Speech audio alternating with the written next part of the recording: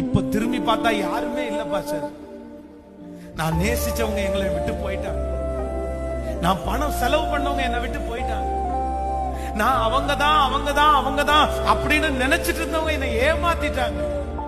ஆனா இஸ்ரவேலின் ஜெயபலமான கர்த்தர் மட்டும் ஒன்னே ஒண்ணு மட்டும் சொல்றாரு, நான் உன்னை விட்டு விலகுவதும் இல்லை, நான் உன்னை கரங்களை தட்டி நான் உன்னை விட்டு விலகுவதும் இல்லை. கர்த்தருடைய பிள்ளையே, அவருடைய நாமத்திற்காய் காண்பித்த அன்புள்ள பிரயாசத்தை அவர் மறக்கவே இல்லை.